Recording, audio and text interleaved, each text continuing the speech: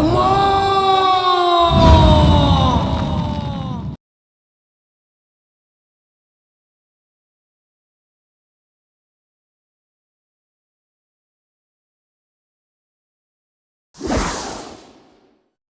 நாங்க சென்னையிலிருந்து வரோம். நல்லது. என்ன விஷயமா வந்திருக்கீங்க? கங்கம்மாவை பத்தி தெரிஞ்சுக்க வந்திருக்கோம்.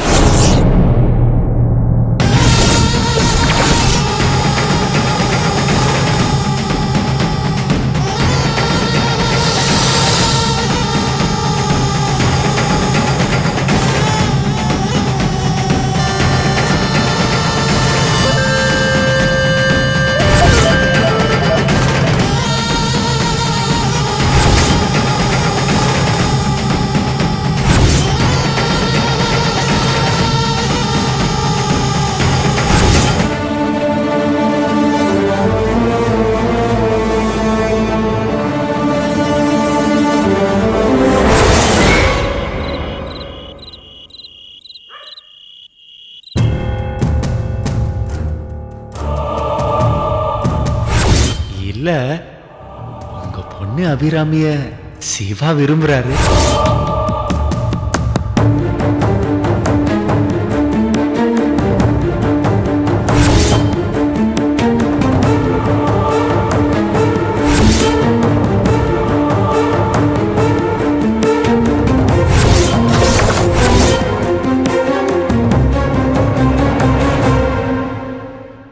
அப்பா சாப்பிடுவாங்க.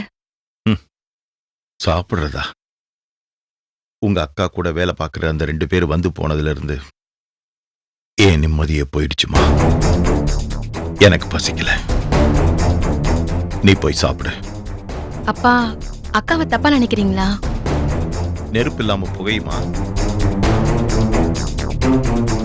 வந்த அந்த பையன் தான் சொன்னாரே, அபிராமியும் அவரை காதலிக்கிறதா. எனக்கு என்னமோ சந்தேகமா இருக்குப்பா.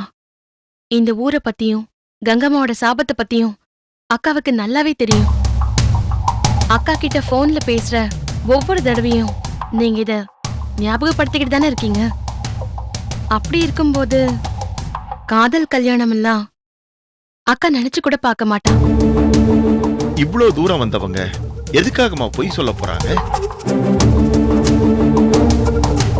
அன்னைக்கு அபிராமியோட புடவில நெருப்பு பிடிச்ச மாதிரி கனவு வந்ததே, அப்பவே பயந்து போய் தானமா அவளுக்கு போன் பண்ணி பேசணும். அப்போ நான் பயப்படுற மாதிரி எதுவும் இல்லைன்னு சொன்னாலே. ஆனா இப்ப என்னமா நடந்திருக்கு? அபிராமி இந்த விஷயத்தை எங்கிட்டயே மறைச்சிட்டான் தானமா அர்த்தம். நல்லதில்லம்மா, நல்லதில்ல. மடி, நீ அபிராமிக்கு போனை போட்டு கொடு. நான் இப்பவே அவகிட்ட பேசணும். அப்பா போமா, நான் சொன்னதை செய்.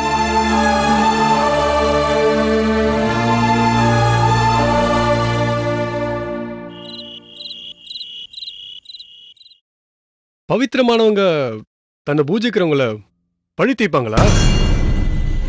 மக்களை கஷ்டப்படுத்துவாங்களா? ஒரு தவறு, அதற்கான தண்டனை அதை செய்யறவங்களை விட அதை செய்ய தூண்டினவங்களுக்கு தான் அதிகம்னு சொல்லுவாங்க. அதே போல நடக்கும் தவிர வேடிக்கை பார்த்தவங்களுக்கும் பாவத்துல பங்கு உண்டுதானே. அதற்கான வினையைத்தான் இந்த கிராமம் அனுபவிச்சிட்டு இருக்கு. புரியல சாமி, இன்னும் விளக்கமா சொல்லுங்களேன். புரியாமல் இருப்பதே நல்லது. எதனால? நீங்க இந்த தலைமுறையை சேர்ந்தவங்க, படிச்சவங்க, ஏன்னு கேள்வி கேட்கிறவங்க, எதையும் ஆராய்ச்சி பண்றவங்க, இதெல்லாம் தராத ஒரு நம்பிக்கை பயம் தரும். வரும் ஆபத்திலிருந்து அது உங்களை காப்பாற்றும். இந்த ஊர் ஜனங்களை பக்தியும் பயமும் தான் தப்பு எதுவும் செய்ய விடாம தடுக்குது, ஆபத்திலிருந்தும் காப்பாத்துது. நீங்க சுவாமிஜி பகுத்தறிவுக்கு அப்பாற்பட்டு பயத்தையும் பக்தியும் காட்டி மூட நம்பிக்கை வளர்க்கலாமா? ஆரம்பத்திலேயே நான் சொன்னேன், பிரபஞ்ச ரகசியங்கிறது பகுத்தறிவுக்கு அப்பாற்பட்டது. ராக்கெட் அனுப்புறவங்க கூட பூஜை பண்றாங்க, கடவுளை வேண்டிக்கிறாங்க. சாபம், தண்டனை இதெல்லாம் எத்தனை காலம்? தவறுகள் செய்யாதவங்களுக்கு பயம் இல்ல, தவறு செய்யறவங்களுக்கு மரணம் வரை. நம்பாதவங்களும் அப்பாவிங்களும் இதனால பாதிக்கப்படுறாங்களே. விதியின் பலாபலன் அப்படின்னா நாம அதை தடுக்க முடியுமா? நம்பிக்கையும் பக்தியும் இல்லைனாலும் பயமாவது இருக்கட்டும்னு சொல்றேன். மக்களை காக்கிற இடத்துல நீங்களும் இருக்கீங்க. இந்த கஷ்டத்துல இருந்தும் வேதனையில இருந்தும் கிராமத்தை காப்பாத்தலாமே. அதற்கு என் குருநாதர் கூட முயற்சி எடுத்தாரு. அவர் காலத்துல முடியாததுனால அந்த பொறுப்பை என்கிட்ட ஒப்படைச்சிருக்காரு. அதற்கான முயற்சிகளை தொடங்கிட்டேன். நாம வணங்குற ஒரு சக்திய இல்லாம செய்யணும்னா அதன் அனுமதியோட தான் செய்யணும். அதற்கு பல அனுஷ்டானங்களும் பூஜை புனஸ்காரங்களும் உள்ளன. எங்களை மாதிரி சாதாரண ஆட்களால அதை சாதிக்க முடியாதா? முடியும். எந்த ஒரு காரியத்தையும் சாதிக்க முதலில் சஞ்சலமில்லாத மனம் வேண்டும், சப்த குணங்களும் வேண்டும். தியாகம், பொறுமை, தைரியம், சாகசம், கருணை, புத்தி. எந்த காரிய சித்திக்கும் இவை அனைத்தும் கட்டாயம் வேண்டும். 6 குணங்கள் தானே சொன்னீங்க, 7வது என்ன? பக்தி. என்கிட்ட இருக்கிற ஒரு குணம் உன்கிட்ட இல்ல. என்ன என்ன குணம்? கடவுள் பக்தி, கடவுள் நம்பிக்கை.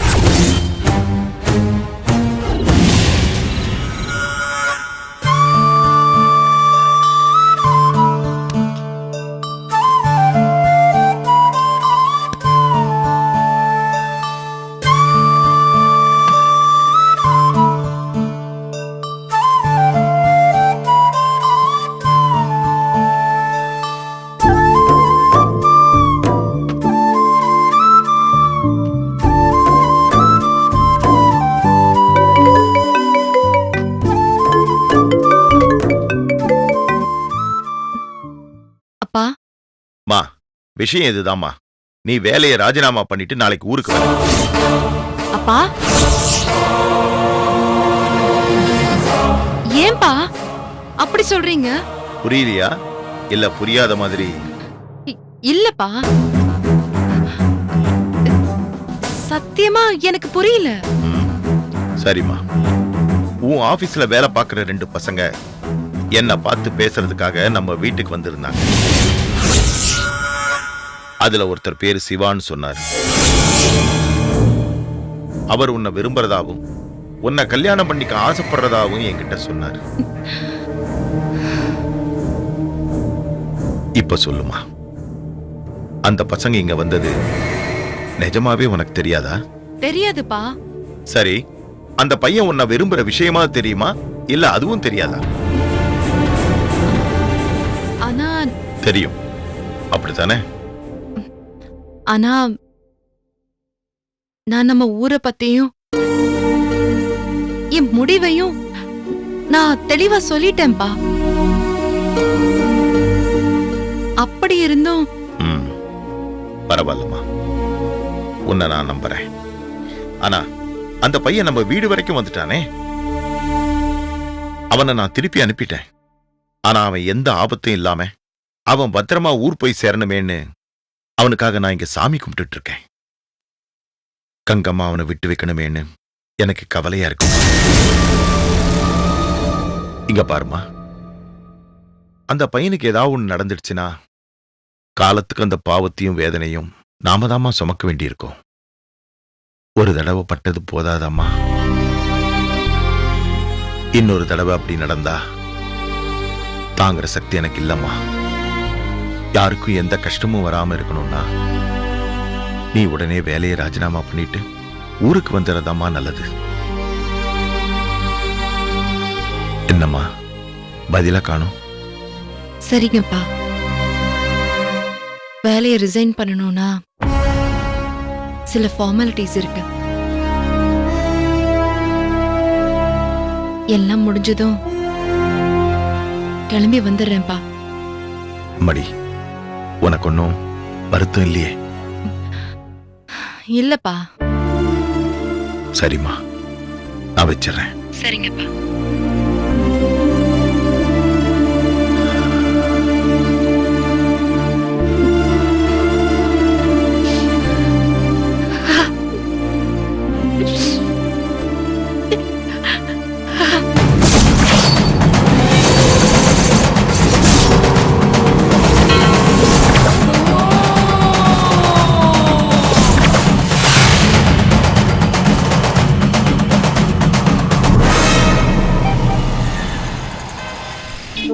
காதலிச்சதும் தான் விருப்பத்தை முறைப்படி உன் வீட்ல சொல்ல போனது ஒரு குத்தமா?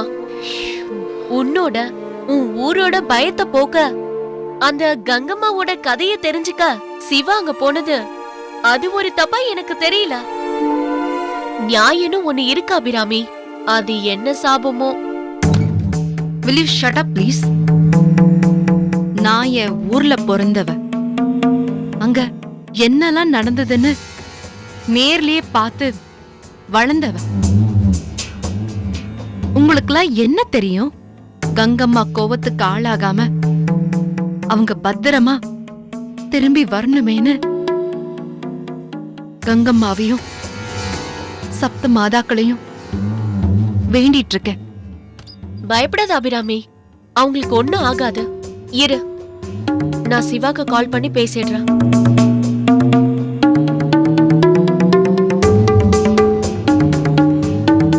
The subscriber is out of coverage. Please try again later. Out of கவரேஜ்னு வருது.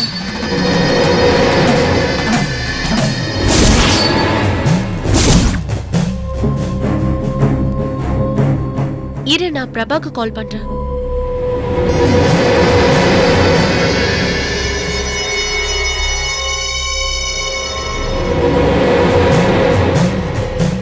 பிரபா நம்பரும் எனக்கு தெரியும். அவங்களுக்கு ஏதோ ஒண்ணு நடக்க போகுது. கங்கம்மா அவங்கள ஏதோ செய்ய போறா. ஹலோ ஹலோ, பிரபாதான். எங்க இருக்கீங்க? இப்பதான் ஊர்ல இருந்து கிளம்புறோம். எப்போ வருவீங்க? ஆன் தி வே, காலையில ஆபீஸ்க்கு வந்துருவோம். ஓகே பிரபா, 2 பேரும் சேஃபா இருக்கீங்கல்ல? Yeah sure. ஓகே, சென்னைக்கு தான் வந்துட்டு இருக்காங்க.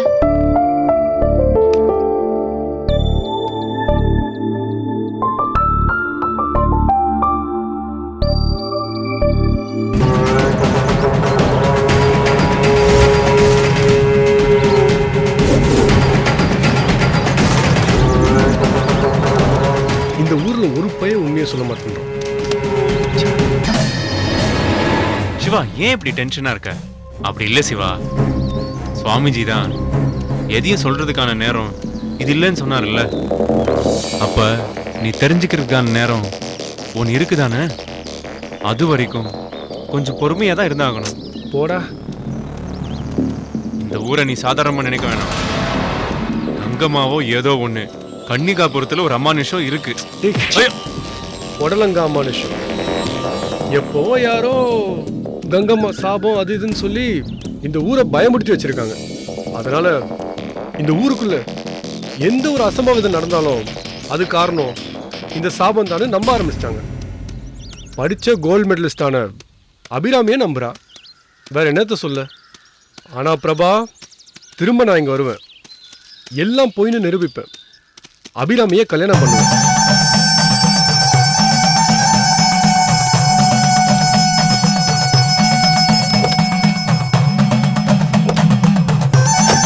சரி, இங்க இருந்து கிளம்பிட்டோன்னு ஜெயந்திக்கு ஃபோன் பண்ணி சொல்லிடுறேன்.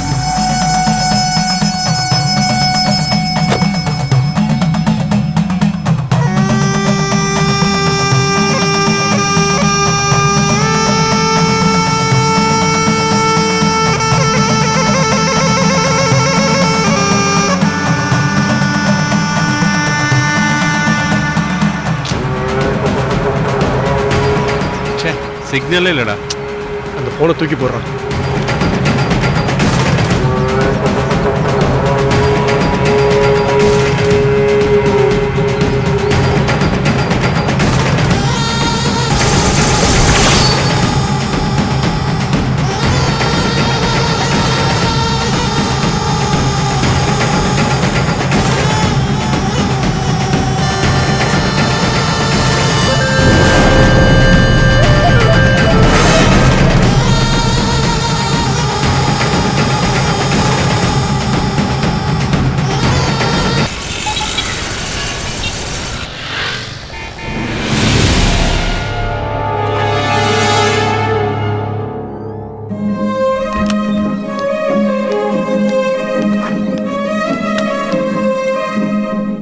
ஐ come in? Yes, please come in.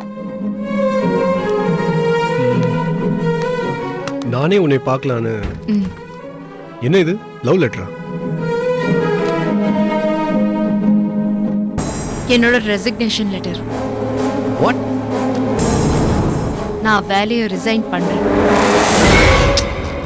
No no, நான் அதெல்லாம் ஏத்துக்க மாட்டேன். அப்போ என் ரெசிக்னேஷனை ஹெட் ஆபீஸ்க்கு நானே மெயில் பண்ணிடுறேன். ஐயோ அபி, இப்ப என்ன நடந்தது? என்ன நடக்கலன்னு சொல்லுங்க. உங்களை யாரு என் ஊருக்கு போக சொன்னது? இப்ப போனதுனால என்ன ஆயிடுச்சு? எங்க அப்பா இந்த வேலைய ரிசைன் பண்ணிட்டு வர சொல்லிட்டாரு. உங்களாலதான் நான் இந்த வேலைய ரிசைன் பண்றேன். நான் இவ்ளோ தூரம் சொல்லியும் நீங்க என் ஊருக்கு போனது தப்பு. எங்க அப்பாவை பார்த்து பேசினது தப்பு. எங்க அப்பாவோட பேச்ச மீறதுக்கு என்னால முடியாது. கங்கம்மா நான் வெளியூருக்கு போய் வேலை பார்க்க கொடுத்த உத்தரவுக்கு நீங்க களங்கத்தை உண்டு பண்ணிட்டீங்க. இதுக்கு மேலையும் இங்க இருந்தா அது உங்க உயிருக்கே ஆபத்தா முடிஞ்சிரும். ரெசிக்னேஷன் லெட்டர் மெயில் பண்றேன். Accept my resignation. நான் கிளம்புறேன். அபிராமி நெல்லு, நான் சொல்றத தயவு செஞ்சு கொஞ்சம் கேளு. கங்கம்மா சாபம் கன்னிகாபுரம்னு சொல்லி நீ ரொம்பவே பில்டப் கொடுத்துட்ட. இதோ நானும் பிரபாவும் ஊருக்கு போயிட்டு பத்திரமா தானே திரும்பி வந்துட்டோம். ஊருக்கு போனதுல கொஞ்சம் அனுபவம் கிடைச்சது, இல்லைன்னு சொல்ல. ஆனா நீ பயமுறுத்தின மாதிரி எதுவுமே இல்லை. ஒன்னு தெரிஞ்சது, நீ மட்டும் இல்ல, உன் ஊர்ல இருக்கிற ஒவ்வொருத்தனும் வயசு வித்தியாசம் பார்க்காம பயந்து சாகுறாங்க. கங்கம்மாவை பத்தி பேசவே பயப்படுறாங்க. முதல்ல உங்க எல்லாருடைய பயத்தையும் போக்கணும். நீங்க நம்புற விஷயம் மொத்தமும் நிஜம் இல்லை, அத்தனையும் மூட நம்பிக்கைன்னு ப்ரூவ் பண்ணும். நான் ப்ரூவ் பண்ணுவேன். அதனால தான் சொல்றேன், நீ அவசரப்படாத, வேலையை ரிசைன் பண்ணாத. ஆபத்துல நீங்க சிக்கிறதும் இல்லாம எங்க ஊரு ஜனங்களையும் கஷ்டத்துக்கு ஆளாக்க பாக்குறீங்களா? இப்பவே எங்க ஊரு செதஞ்சு கிடக்குது. ஜனங்க மொத்தமும் கஷ்டத்தோட வாழ்ந்துட்டு இருக்காங்க. உங்களுக்கு வேணா இதெல்லாம் மூட நம்பிக்கையா இருக்கலாம். ஆனா எங்க நம்பிக்கை முழுமையானது. நாங்க பயப்படுறோம் தான். அது வெறும் பயம் இல்ல, பக்தியினால வர பயம். நாங்க இப்படியே இருந்துட்டு போயிடுறோம்.